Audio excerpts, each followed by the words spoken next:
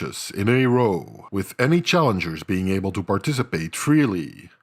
Eager contenders were able to bid on any of the spots in line to face John in a silent auction, with many of them trying to get an edge over John by finding the perfect spot in order to beat him. Face him too early, and John might be too fresh. Face him too late, and he might already have been beaten. Despite strategizing, one after the other fell before John Brzezink's mighty right arm that day, and nobody claimed the cash prize. Who's that arm wrestler? It's Cobra Rhodes. I am ready to arm wrestle now. Can I arm wrestle now? Are you worried about losing to a heavyweight? No. That's too little. I'm just curling your weight with one arm, so you're just too small. Do you think that's gonna matter though?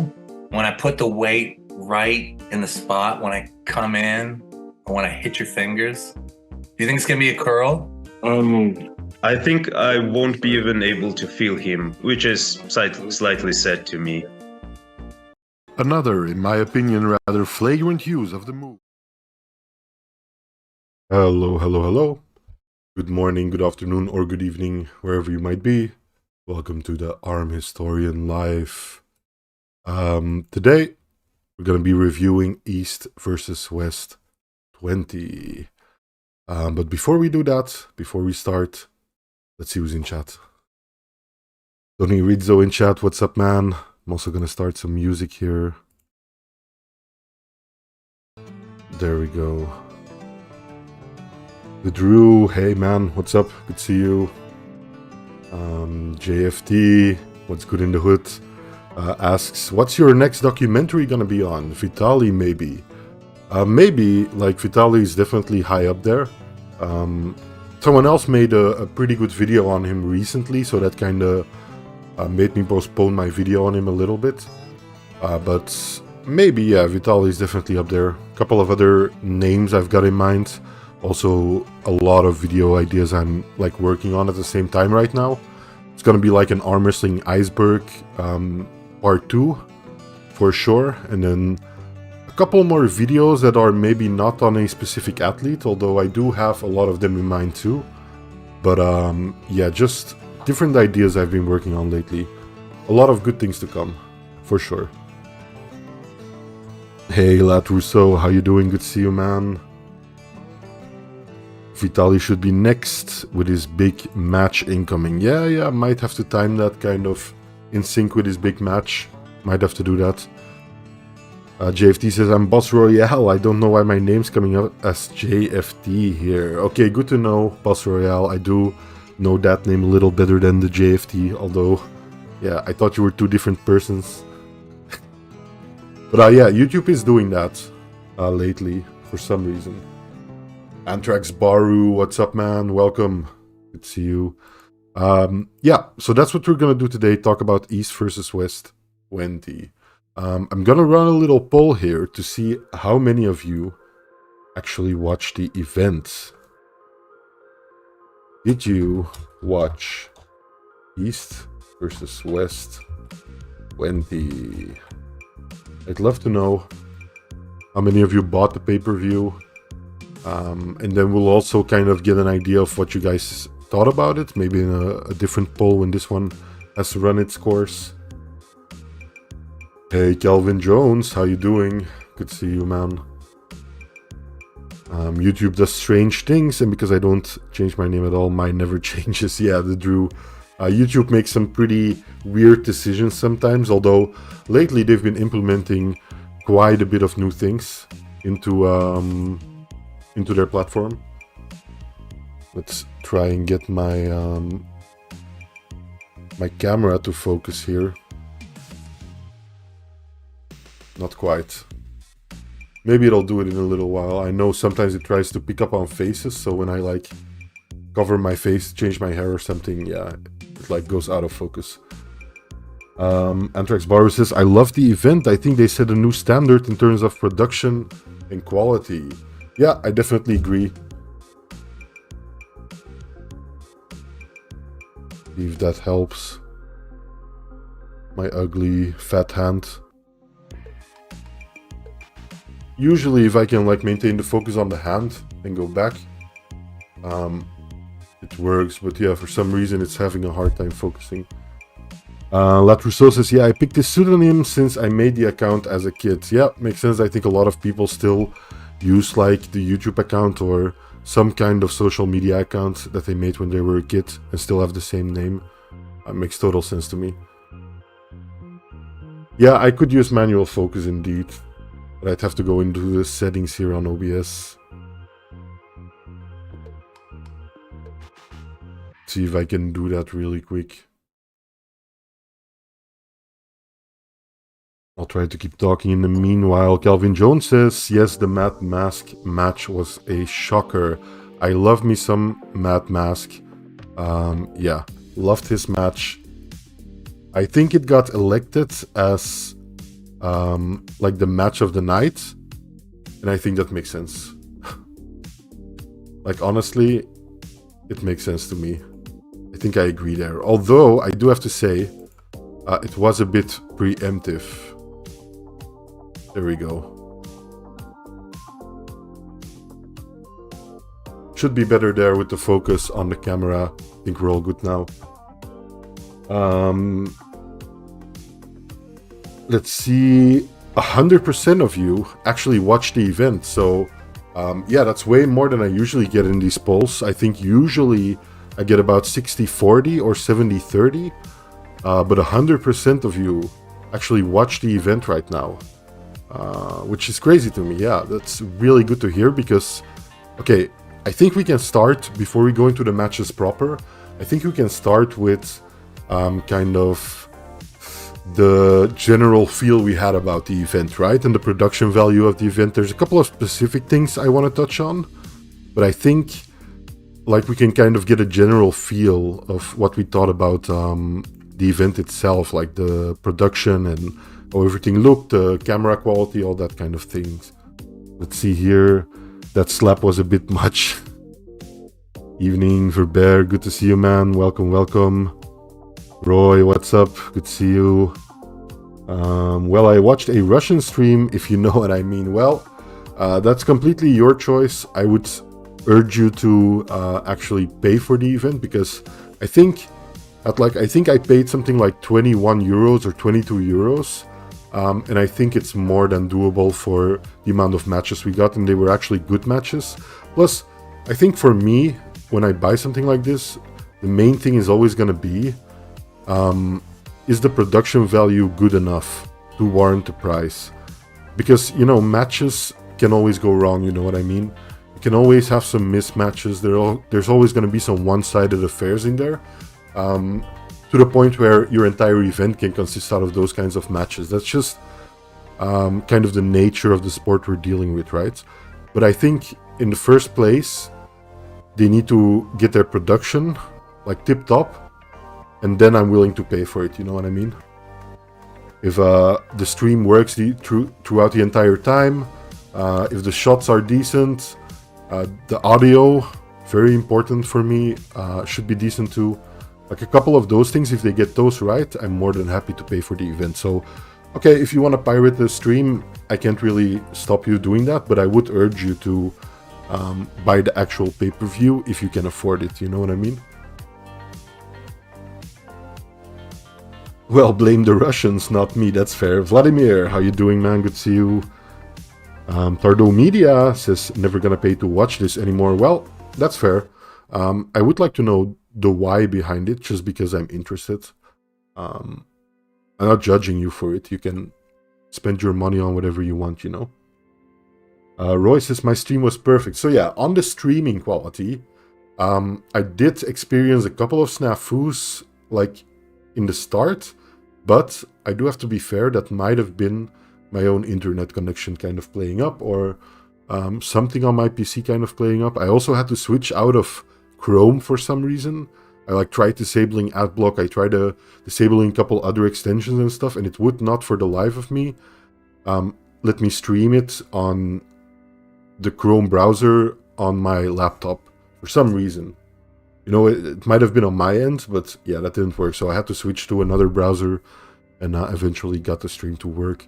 And then a couple of snafus where the video feed kind of was running at a very low frame rate, but like I said, that might have been me, because other than that, the stream was perfect.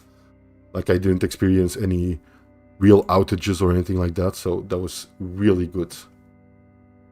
Draconian Policy, how you doing, man? Good to see you. I don't think I've seen you in live streams a lot yet. A couple of times maybe. Because if you don't pay for it, you should have zero say over how anything goes. Yeah, I do agree that people who pay for it, naturally, you know, you have a little more reason to complain, right? Because for a free product, I don't mind you voicing your opinion, but I do think if you pay for it, you have a lot more grounds to complain about, especially about production value of the event. So yeah, I do agree in that sense for sure. JFT says Dadikyan has personality disorder. We'll get to that when we get to the actual matches, but I definitely want to touch on that, so thanks for reminding me there. Let's see, the poll is still like nearly 90% of you who actually watched the stream, so that's great. Who actually watched the pay-per-view. Others had that problem too. Okay, interesting. So it might not have been me. I had the problem on PC and not in my phone or laptop. Okay, so there might be some slight things there, but I think all in all, I would give this event like a B+ or an A when it comes to actual streaming quality. Because I really enjoyed that. I'll go through a couple of pictures here. I've got a couple of pictures of the crowd. Like, this is the venue from the outside. And that's the next thing I want to touch on. Is like the venue inside, because this is an outside shot, obviously, just to set the scene a little bit. The venue in Zurich looked really good, in my opinion. I think they made good use of the space. I think it was just the right size, where like at the main event or like halfway throughout the event, all the seats kind of filled up. And I did hear them say at a certain point that it was fully sold out, apart from a couple of like standing tickets where you had to literally stand up to watch the event, you know what I mean?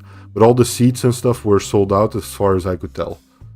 So yeah, that's great. I hope they made some kind of profit on that, to kind of mitigate some of the expensive venue costs that they must have accrued.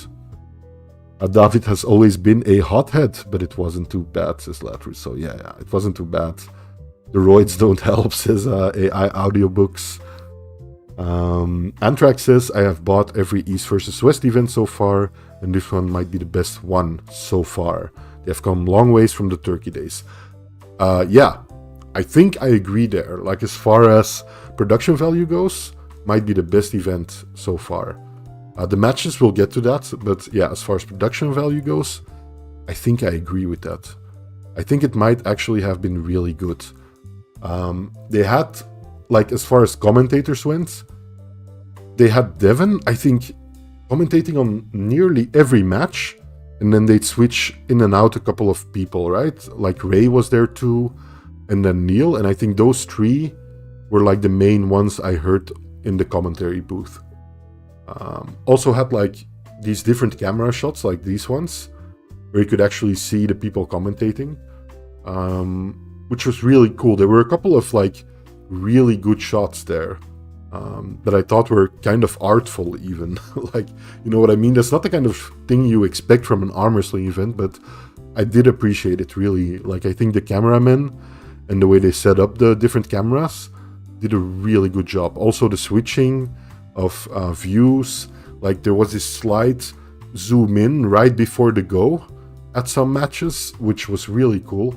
I don't think I've seen that a lot in like arm wrestling events in the past. That might even be something I'm gonna like implement in my own videos going forward. I might have to try a little bit there. But yeah, that was a really cool like zoom in right before the ready go, and like switching the different perspectives during the match. I think they did an awesome job on that, really.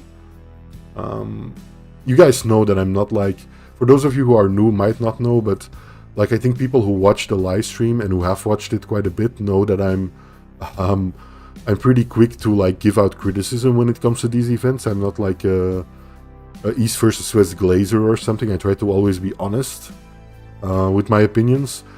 So if I'm really impressed, and if I wasn't, I would tell you guys for sure. But yeah, commentary, pretty good. Like the audio balancing of the commentary and like still being able to hear the athletes, I thought was pretty on point too. Like a couple of mixing things that could have been a little better, but like I think that's inevitable in any live event, you know? That's my opinion at least. Calvin Jones says, yes, cameras were very professional. I agree. Travis's voice is so ass, says Eli. Yeah, I don't think Travis commentated, right? Sometimes Devon sounded like Travis, which is interesting. Got like the same raspy voice going on, but yeah. Mostly listen to Aussie commentary. Yeah, that's totally valid. I would do live commentaries kind of, but usually I watch the event with my friends and we have practice during the event. So doing a live commentary would be rather difficult. Although I have thought of like just live streaming our practice during the event, like setting up a camera somewhere, like a static camera facing the arm wrestling table, and then just talking with you guys whenever something's happening in the event. I think that could maybe work in the future, but I think I mainly have to get my training partners on board because not all of them want to be on camera, right? You can't really blame them. I'm glad they got Devon commentating instead of Travis. Travis just talks too much. I think Devon did a good job, yeah. You could tell he's not super experienced with the commentating, but like Devon is experienced with just talking, right? And he's very experienced with arm wrestling itself, so obviously he can offer a lot of insights. He's pulled a lot of these guys in the past, so I think in general Devon is a really good choice for these kinds of things, and I think he did a really good job there. So sad for Gabi, says Slattery, so yeah, I get it. Also, the live chat on the site is really entertaining. Okay, so yeah, thank you for reminding me. That's something I want to like touch on really quickly. I didn't take a screenshot of it.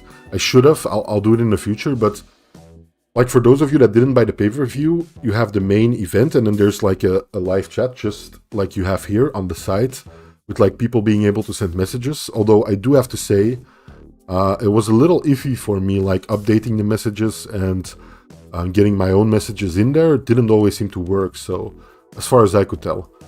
Because I did talk a little bit at the start of the event. And then below the event, they actually had like little videos set up. You could record your own video, which is something we did. Like a hype video you could record. Very brief, like, I don't know, what was it, 5 seconds or something? 6 seconds maybe? And it would play in the bottom like a carousel kind of all the live hype reactions, so to speak. So yeah, I do think that's a good thing in general. Encourage interaction. I know in the previous live streams they did have chat, but it was like a very curated chat or something. I think someone was there like live going over which messages would be sent through and which wouldn't.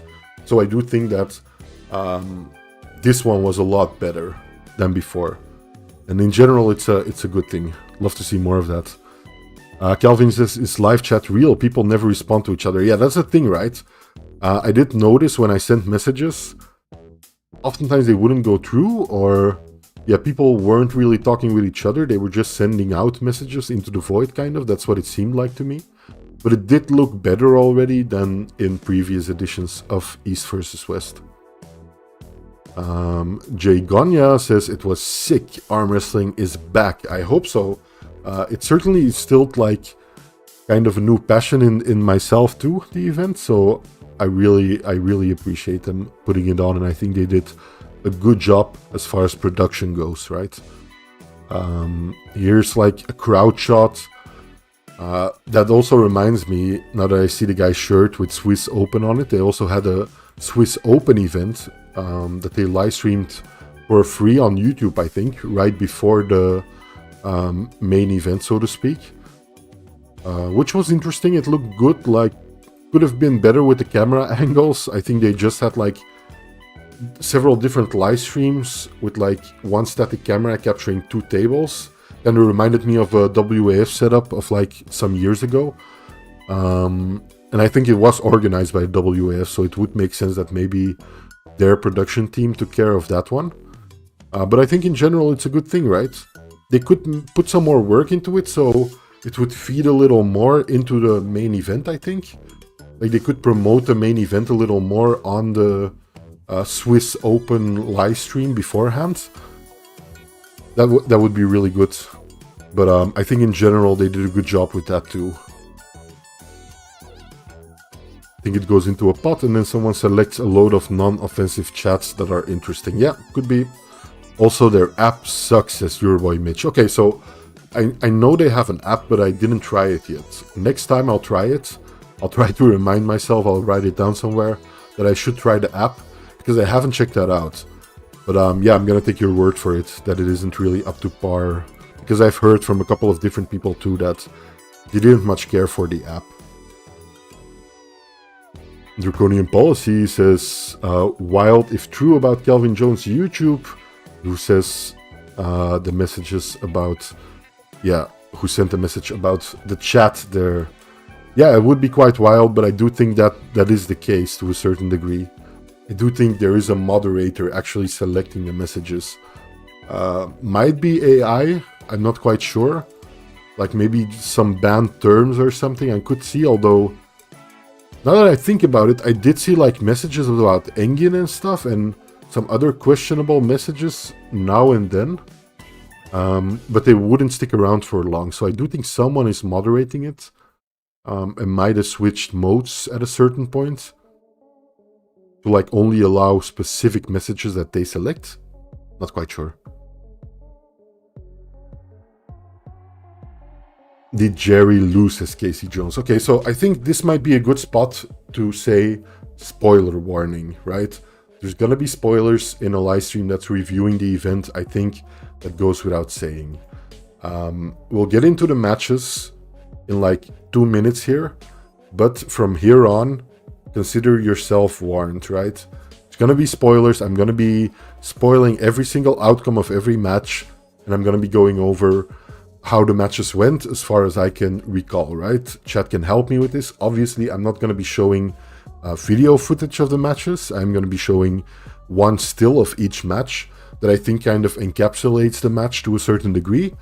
But obviously I'm not going to be showing any video footage of the matches themselves.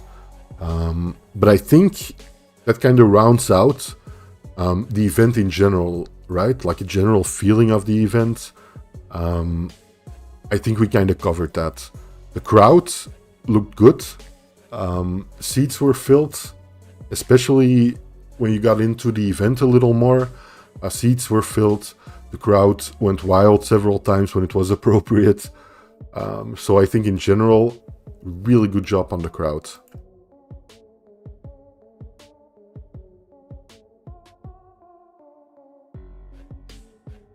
It's not really a spoiler if the live event is over. I agree, but you would be surprised how many people still complain about me spoiling matches and stuff like that. Especially in comments afterwards.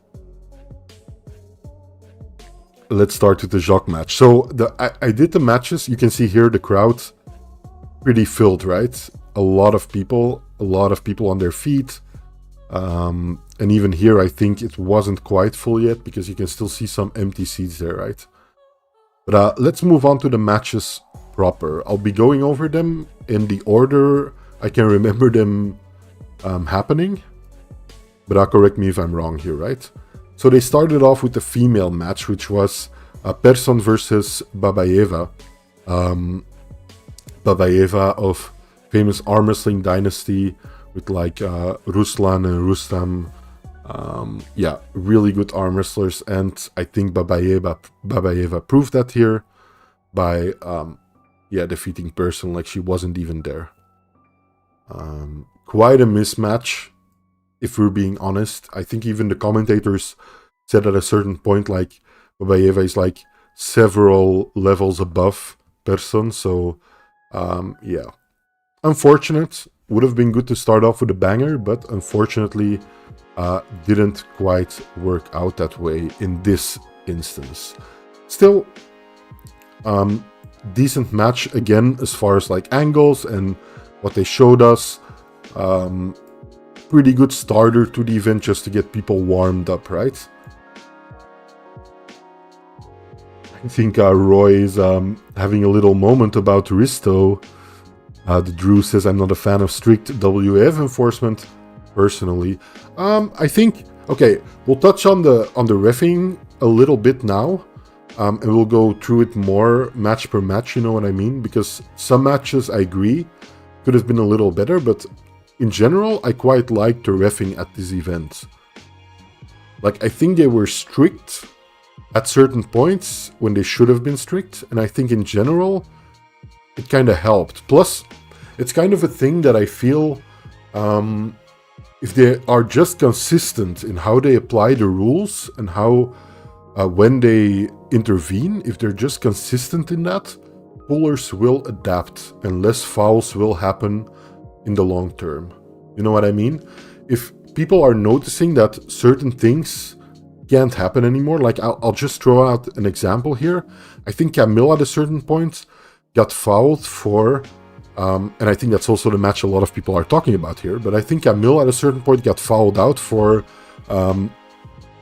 shoulder over center, right? Going into the press and putting his shoulder over the center of the table, which is a rule that is, in my opinion, very rarely enforced well in tournaments and events like this.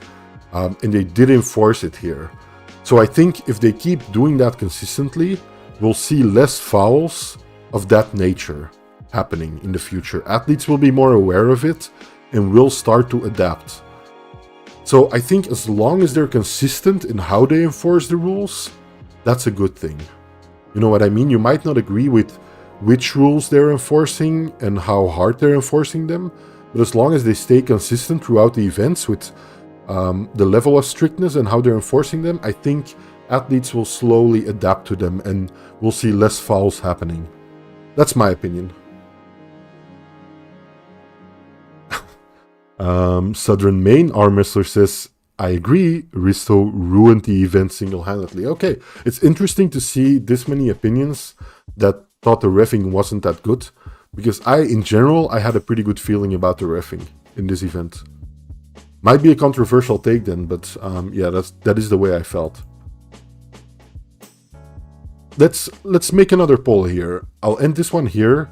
72% of you bought the event, or watched it at least, I'll say, which is quite a bit still. I know the poll started off at like 100% or something, but like 72% is still quite a lot for these kinds of polls. I'll make a new one here because I'm interested to know, since we're talking about the reffing here, was the reffing good? Give me your honest opinions. Don't take my opinion into account at all. Just give me your honest opinions, and I'm interested to see some comments on that. I'll start the poll. We'll see how it goes. I know was the reffing good is kind of an abstract question, but I think that's the most straightforward way I can ask that question, right?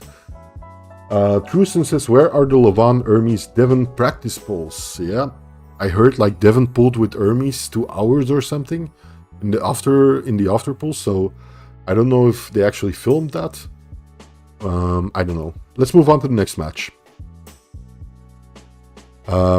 Battaglia versus Gomek. Now, I was expecting more of this match going into it. In the end, Gomek won here 3-0, if I'm not mistaken, and it wasn't much of a fight.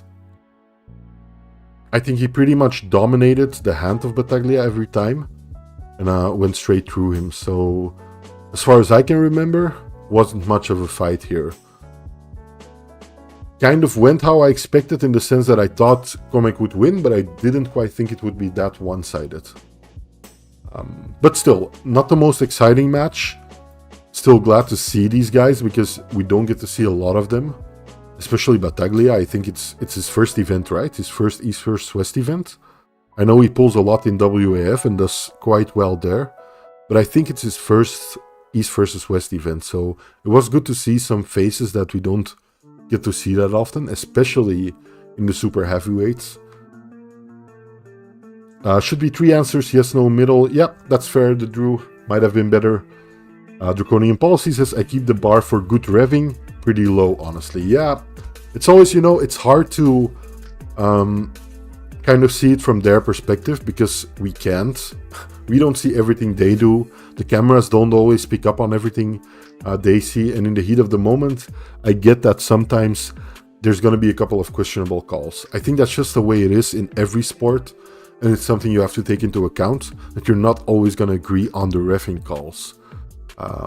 If it's too egregious for you, of course, I also understand. But yeah, I do think that's something you're just going to have to accept to a certain degree, right? Pagwaji says, Gomek looked great. Cool seeing him at super heavyweight on the right arm. I agree. I think if we can get a little bit of an influx into the super heavyweight category on the right arm, it could really like shake things up and open up that top 5, top 10 all the way, right? I'd love to see more guys just climbing the ranks in the super heavyweights because, let's face it, I do think that category is getting quite stagnant lately. I do think it's the same guys over and over again, right? And to a degree it makes sense because I think they're kind of untouchable when it comes to like power on the table, but it is good to see some new guys climbing up the ranks. Anthrax says, this might be the first time I saw Camille not getting away with starting already on a press on the setup. He tried, but the rest didn't allow most of his BS. Yeah, definitely a match we're going to touch on quite a lot. Let's move on though. Next match, the match of the night according to Robert Baxter. Like, Robert Baxter came up on stage. Robert Baxter, for those that don't know, is the CEO of East vs. West. Also quite an accomplished arm wrestler from days past a little bit. But yeah, he's a world champion, I believe, in the WAF. And he was quite an arm wrestler. I don't know if he still pulls, but he was quite an arm wrestler. And he's also the CEO of East vs. West. He came on stage before the final match and proclaimed this match, Sergei Kalinichenko versus Matt Mask, as the match of the night. So, okay, I kind of agree with him. I'll start off saying that, but I do think the timing is a little off, right? You don't want to announce the match of the night before all your matches happened. I saw some people commenting that they don't like seeing that concept at all, right? Like someone proclaiming this is going to be the match of the night. But I just thought it was fine, but the timing seemed a little off, you know what I mean? But yeah, something he threw in there, and why not, I guess. I agreed with him. This did end up being, to me at least, the match of the night, or one of the matches of the night. Is the stream losing resolution, the Drew? I hope not. Let me know if there's some quality issues here. It was pretty weird. He called match of the night before Jerry versus Vitali when it could have been a banger. Yeah, I agree. I agree.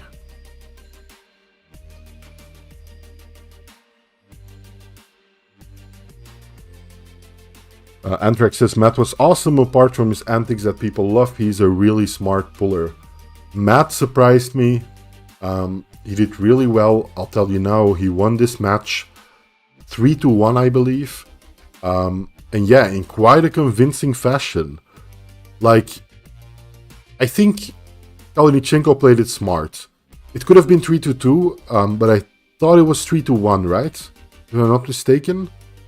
I think Kalinichenko played it smart.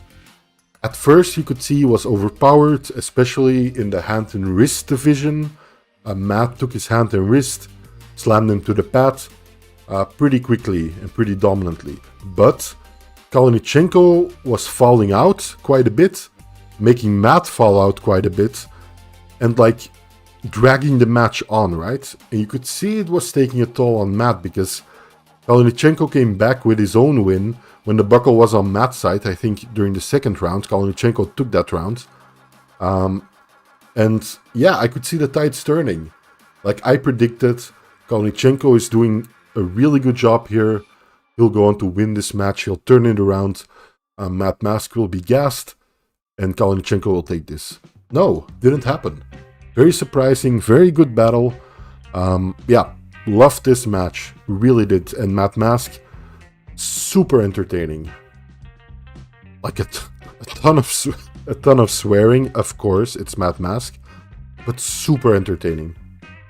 Really earning the nickname of the Wild Horse. Let me grab a drink here real quick.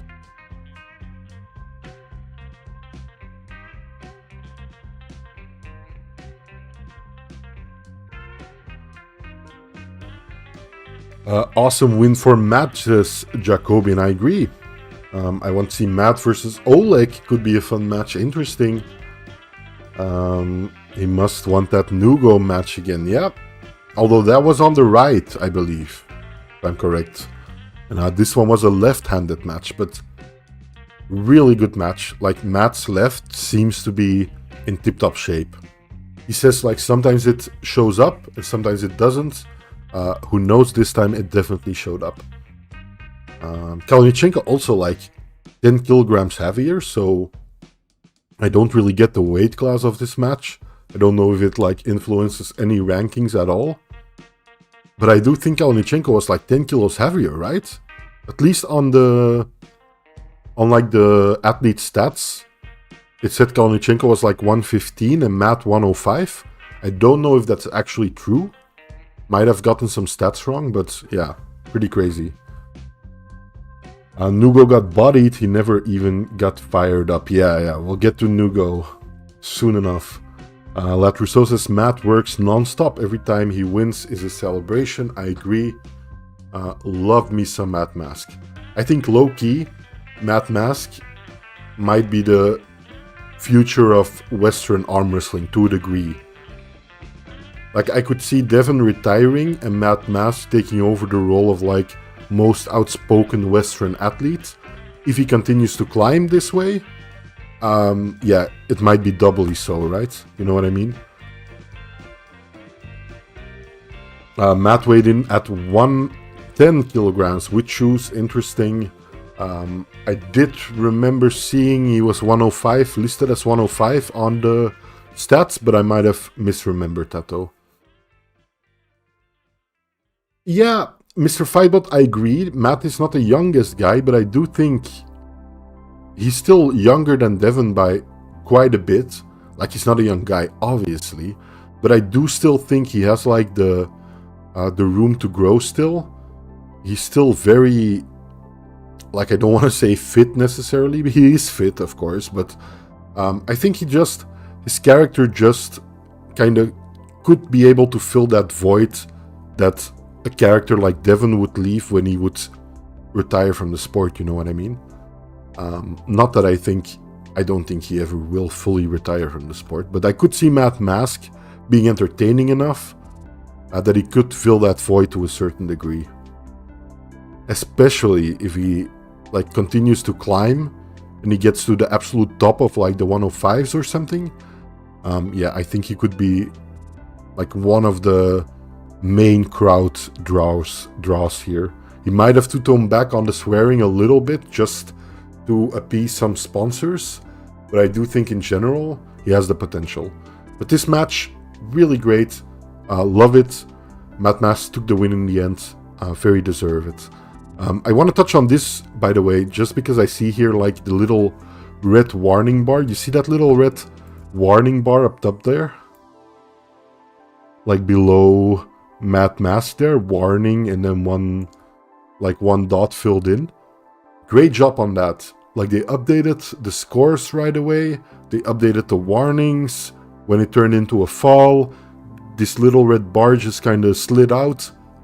Really good job. It might be minor, but I think, yeah, great job. Whoever was in charge of those kinds of things did a good job. I'm assuming it's a team, right? But I think they did a really good job. No one wants Devon to retire. I agree. I wouldn't want Devon to retire. Your boy Mitch says Devon's never leaving. He'll always be some part of the sport. I agree there too. Hell, he wasn't half bad as a commentator. Yeah, I touched on it early in the stream. I think Devon did a really good job as a commentator. For sure. For sure. Devon's ability will start to come into question in 5 to 8 years. Sadly, might be the case. Might be the case. That's just an inevitable part of growing older, right? That just comes with the territory here. Let's move on to the next match. By the way, guys, if you can take a second to hit the like button of the stream, greatly appreciate it. Gets the channel in front of a couple more eyes, you know what I mean?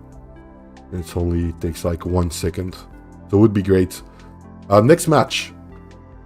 Danil Ustinov versus Mindaugas, the GOAT Tarasatis. Kind of showed here why he is the GOAT. This match ended up being a total stomping of the younger athlete, which is Danil. I believe he's only 20 or 21 years of age. Some discrepancies there, but I believe he's still very young.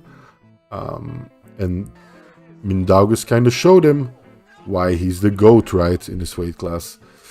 Hey, Gilles Verbina, thank you. Are you a Dutchie by chance? Your name sounds like it. Thank you for subscribing. I appreciate it. So yeah, really, really dominant performance from Mindaugas. Just swept Danil.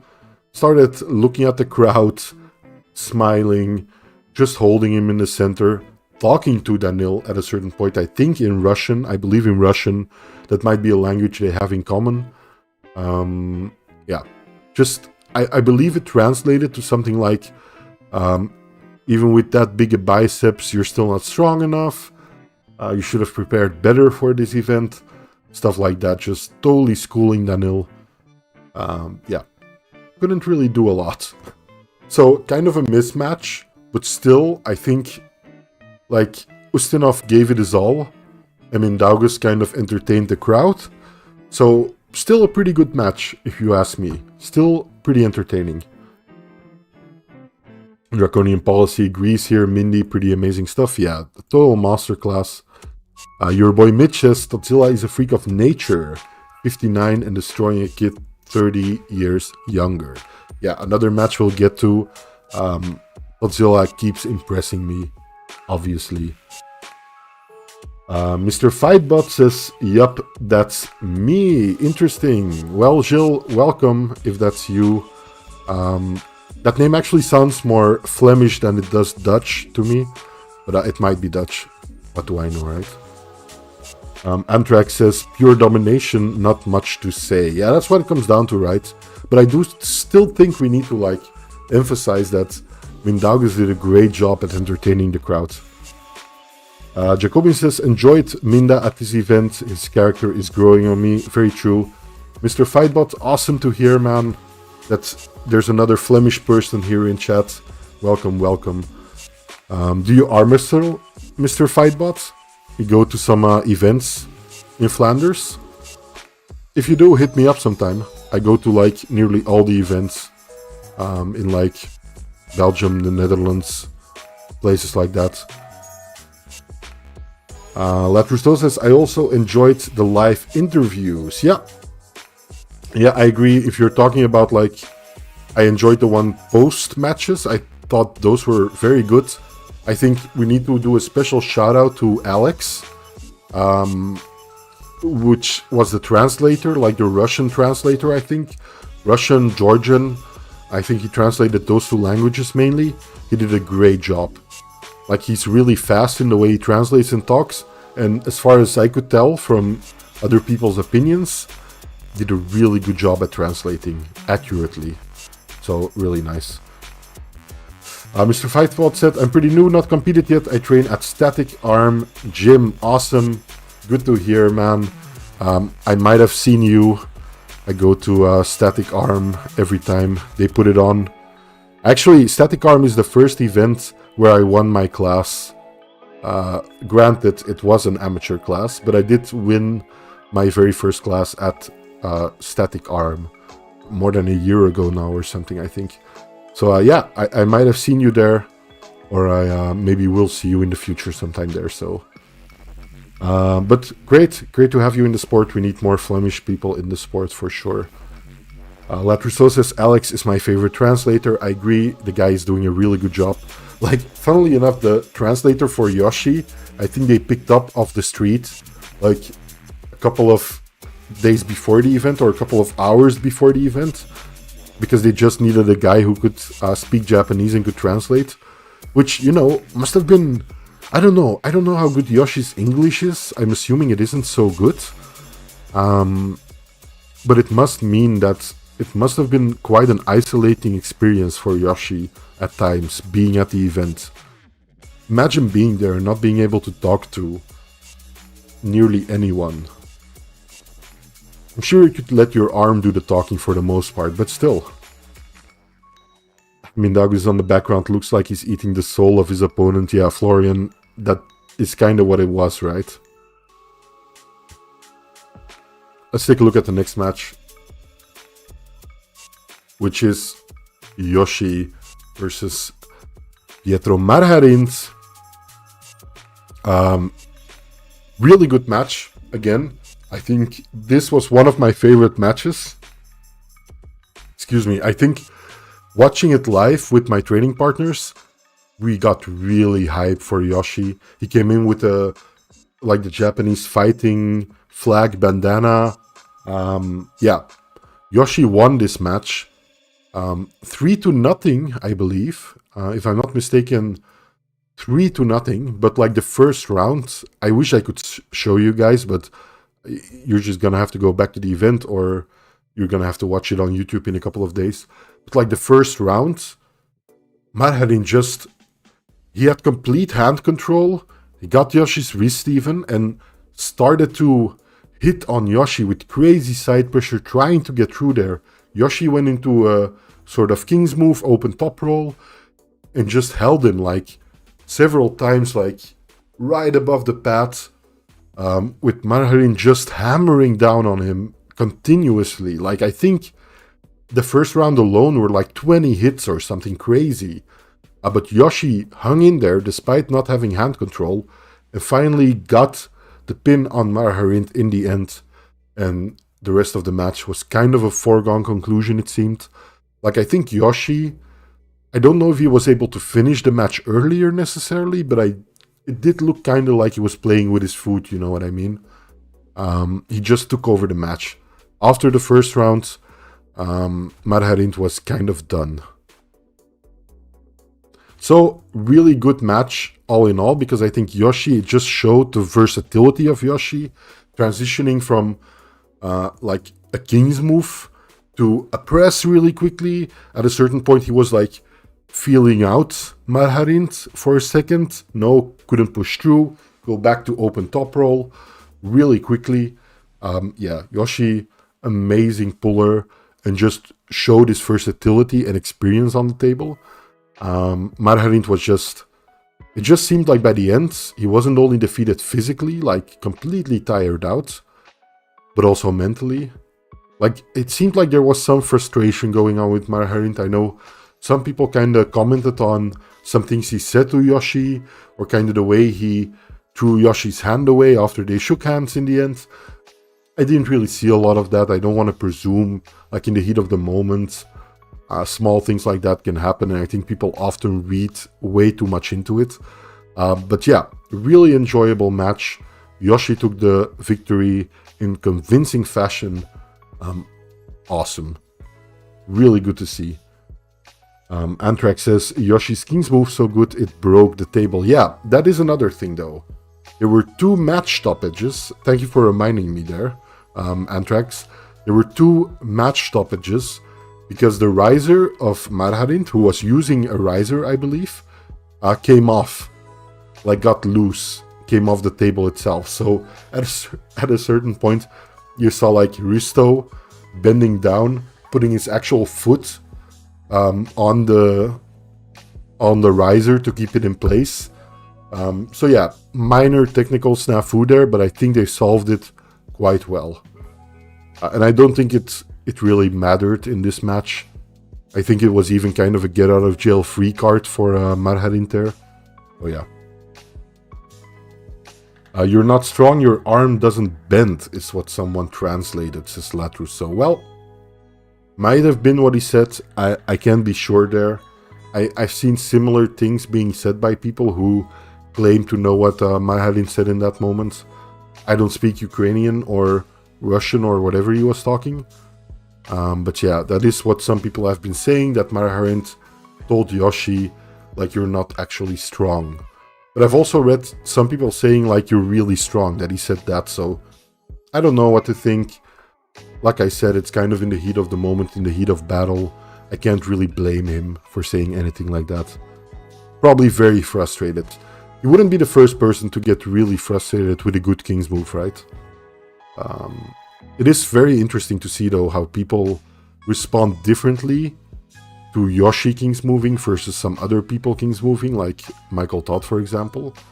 I think Michael Todd in general gets a lot more hate for his use of King's move. Now, granted, they're not the same, right? I think a lot of the hate for Michael Todd's King's move, if you will allow this small tangent, comes from the WAL days, where they actually kind of allowed having a declining humerus to a certain degree for a certain amount of time, right? They wouldn't necessarily stop the match if they saw that happen. And I don't think Yoshi ever went into declining humerus in a losing position. So I think in general their King's moves are quite different. But it is interesting to see how Yoshi isn't getting nearly the amount of hate that some other King's movers would. To be fair, I do think that he did get a pin in those surges in the first round, but I doubt he would have won the match as Tomer. Yeah, I can see that. There were a couple of very close parallel pins where maybe Yoshi's hand did pass like the plane of the parallel pin. I'm not quite sure though. It was very close, so it might have been there. But I'm assuming Bill Collins, who I believe refed this match, was the main ref on this match, did a good job there with seeing the actual pins. Or whoever was main ref on this match. I think it was Bill Collins, but I might have been wrong. Draconian Policy says only MMT gets hate for that. Yeah. There's that infamous match with Dave Chaffee and Devon Larratt where they go into a double King's move. Got quite a bit of hate too, but yeah, I do think mainly that's Michael Todd getting the hate. Whether you agree with that or not, but yeah. In WAL, Michael's King's move was horrible to watch, says Anthrax. Yeah. I do kind of agree to a degree there, but I also think that a lot of the hate towards Michael Todd is unwarranted to a large degree. Yeah, I am one of those people that think that. Although Michael Todd is no friend of mine, not by my choice, but I don't think he likes me after the video I made on him. But yeah, I do think he receives a lot of unwarranted hate. Really good match. I enjoyed this. One of my favorites. I think my second favorite match of the night, maybe. Really good. Move on to the next one, which was Toms Rosic from Latvia versus Oleg Jacques from Ukraine, I believe, right? Oleg won this match very convincingly. Like, I don't think they weren't all flash pins. You could see the power was kind of there for Rosic, but if you compare it to their WAF showdowns, Oleg was just dominating here.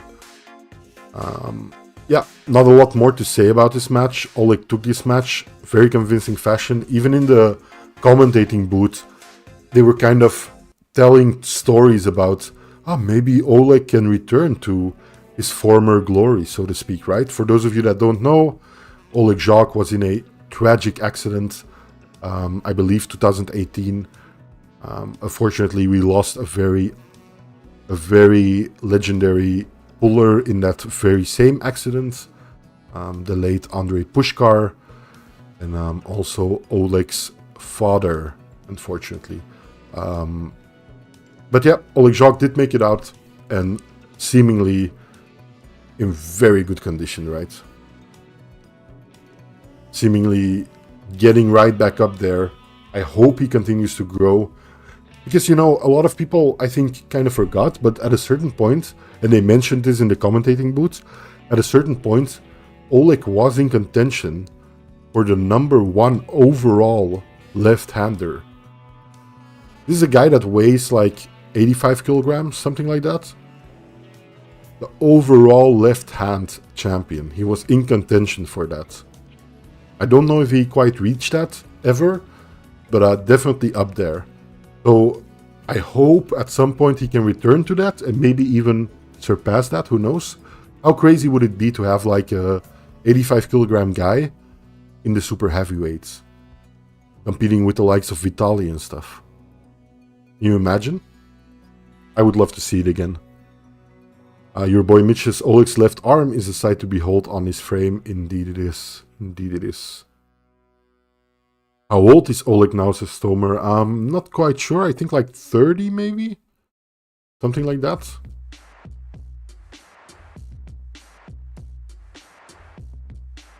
Yeah, he was set to have a super match with Vitaly indeed, so that's very telling, like.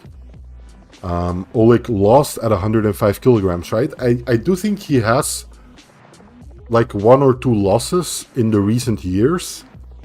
But I do also think he's improving with every appearance. Quite obviously. Because these two guys faced off in WAF like a year ago or something. And it was quite close. Like really quite close. But now, no. Not close at all. But yeah, Oleg retains the championship belt. Did really well.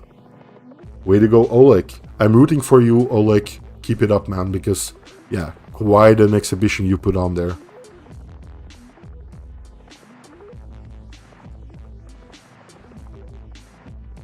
Next match.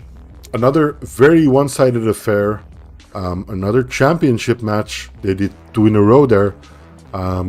With Barbora versus Gabi. I expected more from this match. Or I should say I was hoping for more from this match. I think a lot of people shared that opinion. We kind of know Barbora is the undisputed champ on the right hand.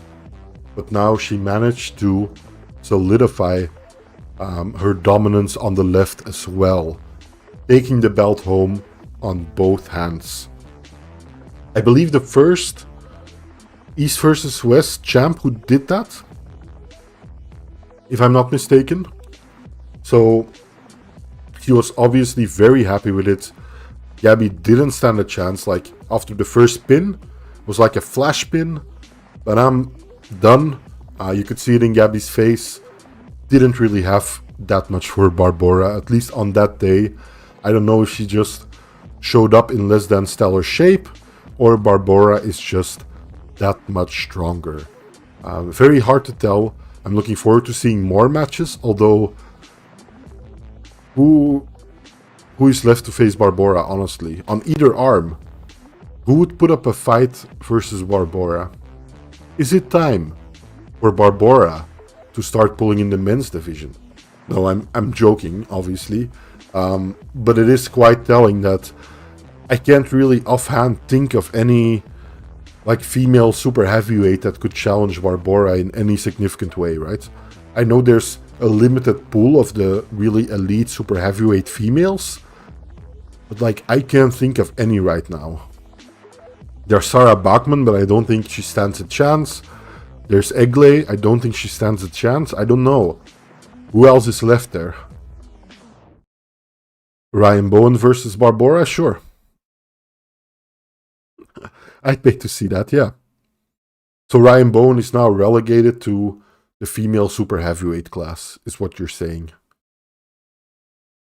Barbora stands alone, yes.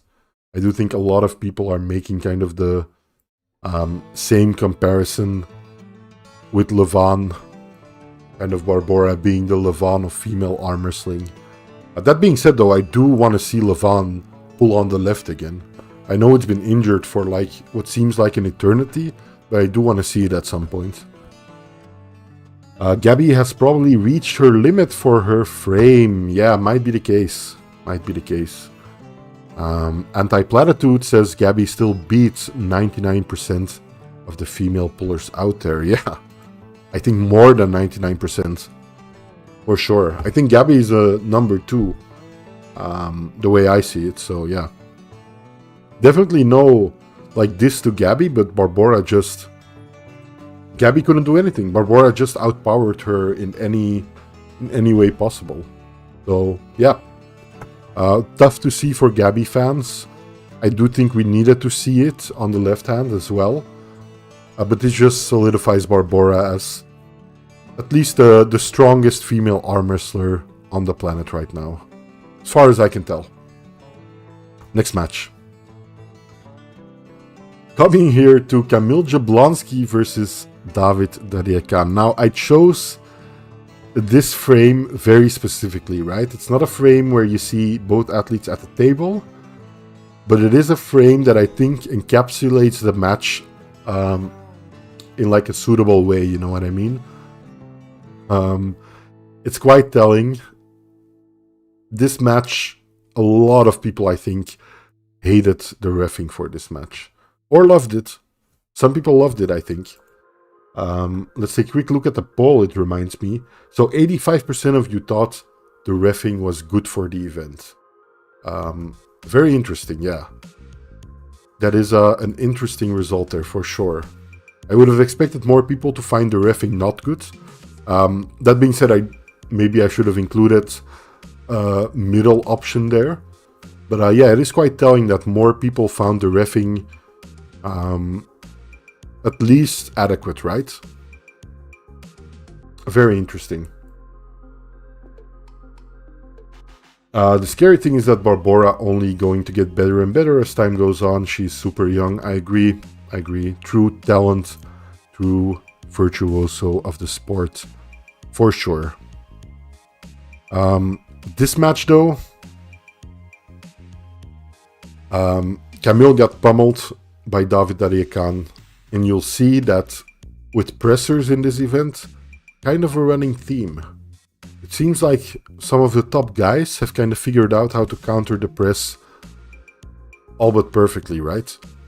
And yeah, Kamil got frustrated, David got frustrated with the setups, with the fouls being called, a lot of fouls, and in the end, I believe this match ended in a foul. As you can see in this screenshot here, this match ended in a foul, unfortunately. Where Kamil was fouled out, and Dadikyan got his final win, won the third round that way. But I don't think it changed a lot with how the match turned out, to be honest. It has to be said, Kamil did manage to get the straps in the end there, but then fouled out because of a movement during the ref's grip. Some people will agree with that, some people won't. I think maybe a little warranted. I haven't looked back at the footage, so I can't really tell for sure, but I didn't mind the call. I don't think it changed a lot. Although I would have liked to have seen if he could do any better in the straps, maybe. But it just seemed like he could never get into position. Could never quite sink that press in there. Let me grab a drink really quick.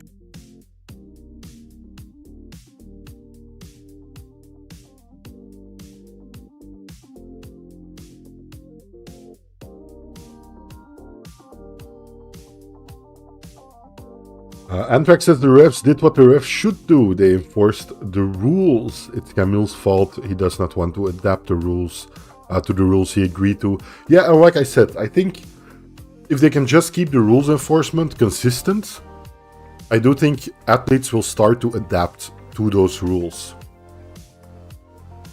And we'll see less fouls in general. So if this is like the start of a consistent rules enforcement, then I do think it's a good thing.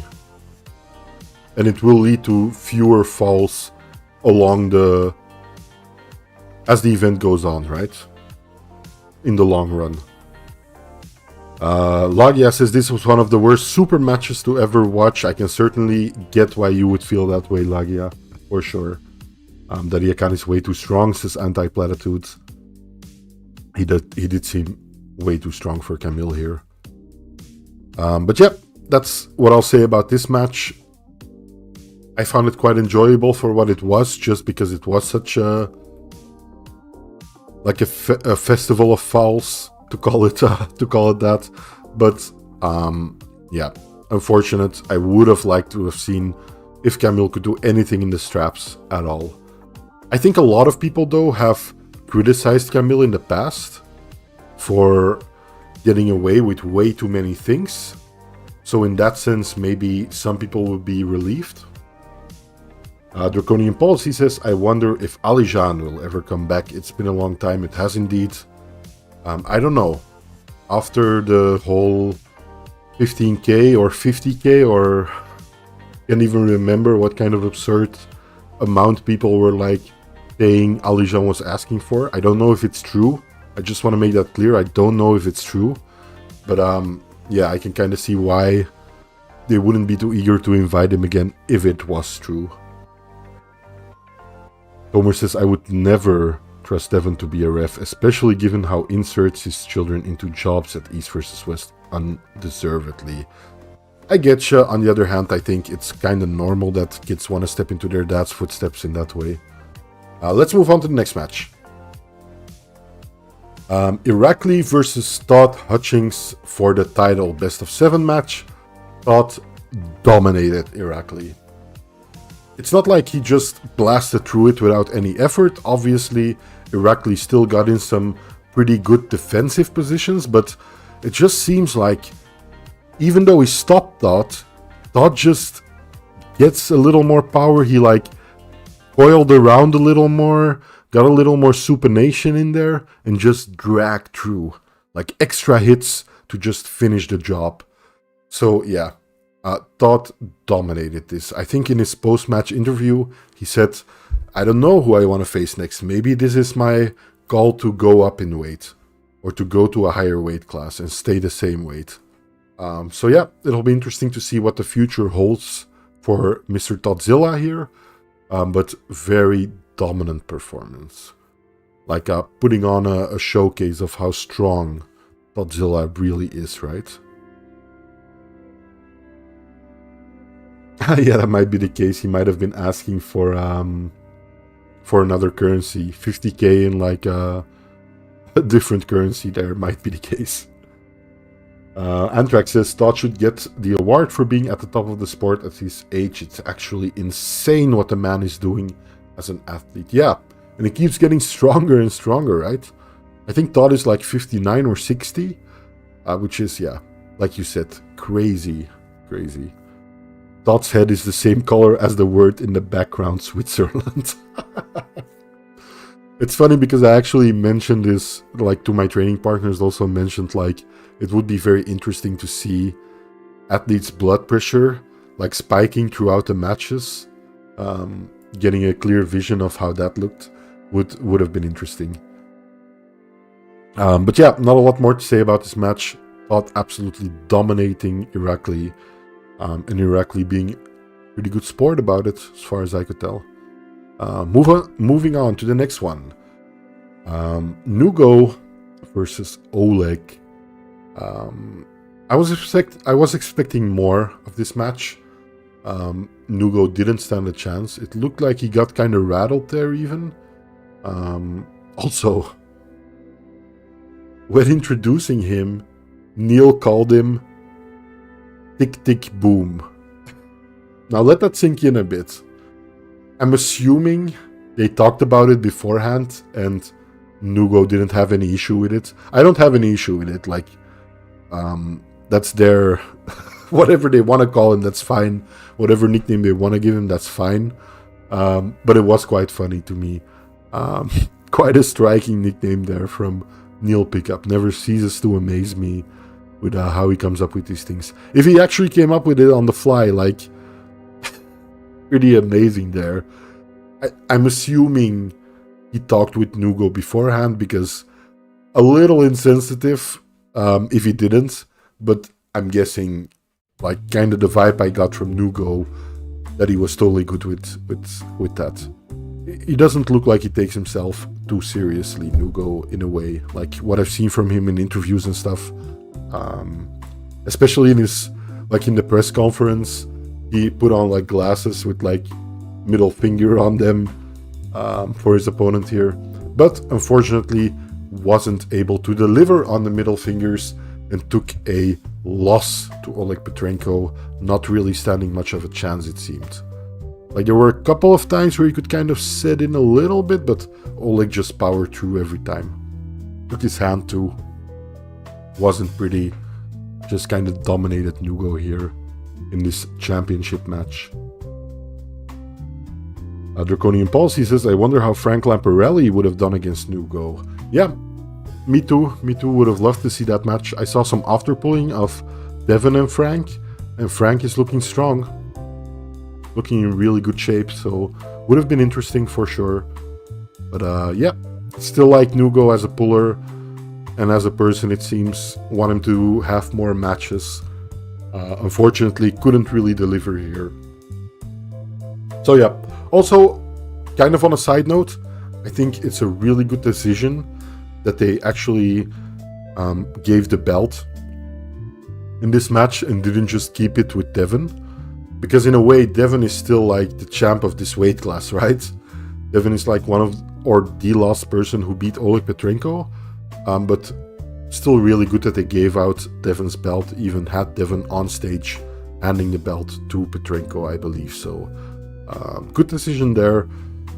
Too bad the match couldn't really deliver, but that's just the way arm wrestling goes sometimes. Let's move on to the next one, which is Dave Chaffee versus Ibrahim Sagov. I thought Ibrahim had this at a certain point. I believe Dave Chaffee won the first one, and then, or maybe Ibrahim even won the first one. But pretty early on, it became clear that Dave could just power through him. And Ibrahim couldn't really set the press in any significant way. So yeah, second presser down. Dave took the match 4-1, I believe. Wasn't super close either.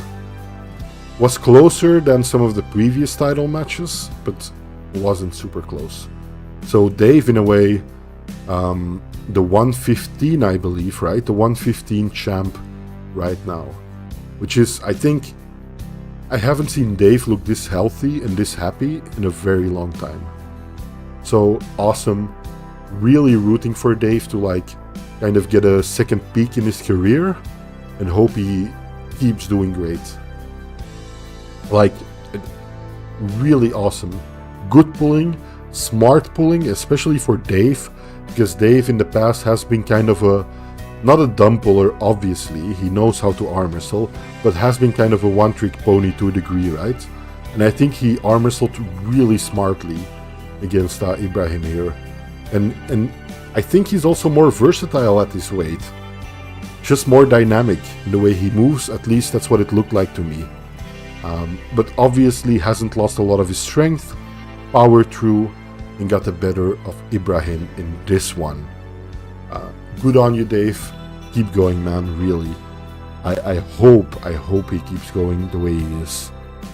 Draconian says, when Dave had him palm up, there was no coming back. I agree. That kind of spelled the end for Ibrahim there. Didn't have a lot of options left. Dave versus Ivan will be a good match. Yes, I'd love to see that one. Very true. Matyushenko, a very technical puller too. Nice to see that Dave's hook has come back. I remember he had to stop hooking because of injuries, but now that it's back, he seems really strong. Yeah, I hope, like his injured neck and stuff, I know he's got some issues with his neck and with shoulders and stuff. I hope that kind of went down in intensity a little bit because of the weight loss and potentially less demanding prep. Yeah. Wish all the best for Dave. Did a really good job. Now let's move on to our final match.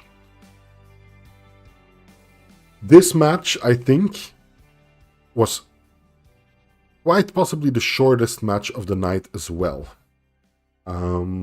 Might not have been the shortest, but was close to the shortest. There wasn't too much jostling in the setups, although Jerry did try to a degree, but there wasn't too much going on there. And Vitaly just took everything away from Jerry right away, went sideways, didn't try anything fancy, didn't go for like completely outside move or anything like that. Just grabbed pretty low, pulled him inside, power through. Jerry didn't stand a chance. Very one-sided match for their main event. Very one-sided. So yeah, a little bit of a low note to end the event in a way. But I do think, like it shows us, Vitaly is in awesome shape, right? Because contrary to how Jerry usually comes in, Jerry was quite adamant that he's in really good shape coming into this match. Seemed to have his mind in the right place, but after that first pin, could never recover. Just couldn't ever slip. I believe he never slipped, right? He never got into straps. Couldn't set a hook ever.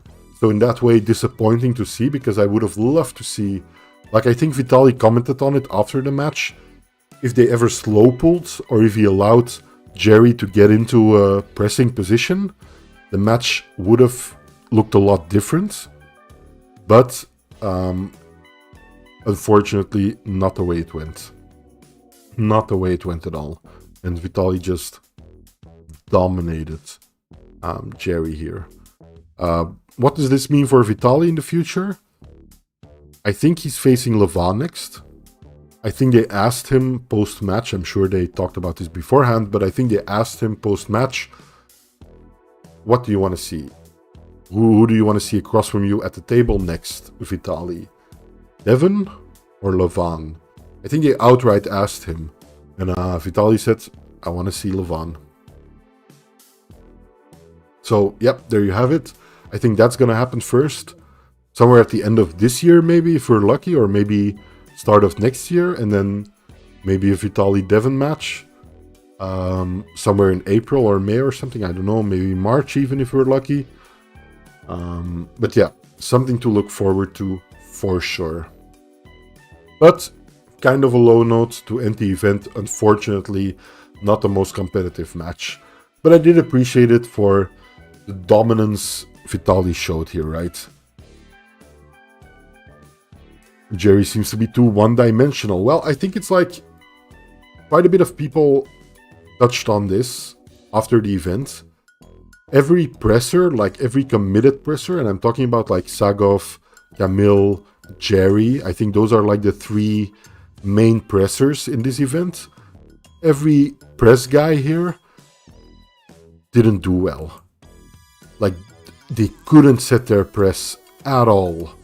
So I think maybe the top guys kind of figured something out and just prevented them from getting into the press. Maybe it was partly the reffing that kind of was a little more strict this time, which prevented them from getting into that position straight away.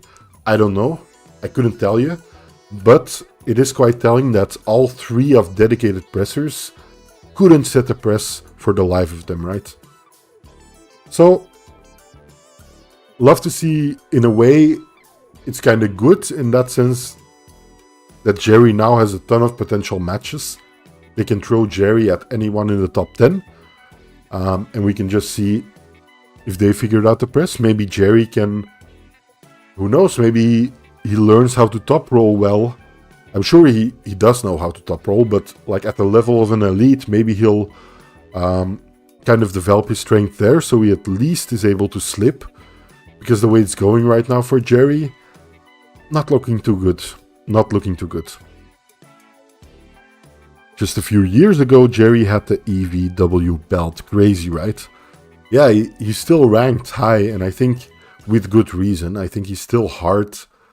Like, the thing is, with like these dedicated pressers, if you disable their main move, it's very hard for them to seem like they're in the match at all, right? So that gives you kind of a distorted view of how close it really was. But he tried, he failed. Long live Vitaly, right? I think Vitaly right now is one of our main hopes of doing anything at all with Levan. But yeah, that brings us smoothly to the end of the event. Draconian Policy says, at least Vitaly versus Levan will have some good hype behind it now. I agree, my friend. I think that is for sure going to be the case, and I'm looking forward to that match personally. Almost as much as I would look forward to Devon versus Vitaly. Almost. But yeah, I thought this event was awesome. I enjoyed it.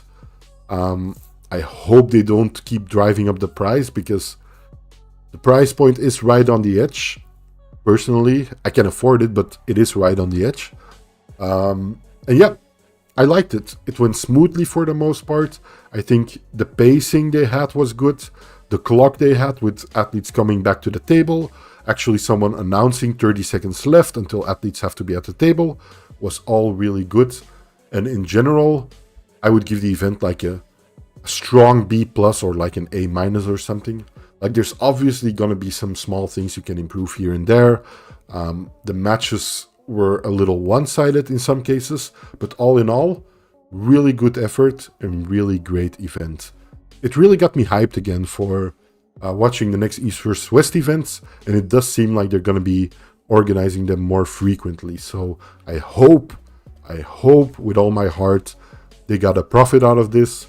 And they can keep putting these events on, because I think Robert Baxter, as well as Dexter Tan, did a great job with this event. As well as the entire production team and the commentators and everyone involved, even the refs, I think did quite well. It seems like you guys largely agree with that on the poll here. Yep, with 86% of you thinking the reffing was at least adequate. Before I end, guys, I do want to give a quick shout out to all the Armians and Fingerfolk. I greatly appreciate you. I never asked to become a member. It's not necessary at all. But if you decide to go that extra mile and support me in that way, thank you for keeping me motivated. I greatly, greatly appreciate you. Other than that, not a lot to say here anymore, I think. I believe Dexter Tan, talking about Dexter, is live right now. So if you want another arm wrestling live stream talking about the event and stuff, go hit his channel up. Maybe tell him the Arm Historian sent you, and we'll get a cheeky little shout out in there. But other than that, thank you so much for hanging out here. I greatly appreciate all of you, whether you've been lurking, talking in chat, contributing to the discussion. I enjoy these live streams a lot. You'll see me next week, same time, same place. And until then, Arm Historian out. Bye-bye, guys. See you later.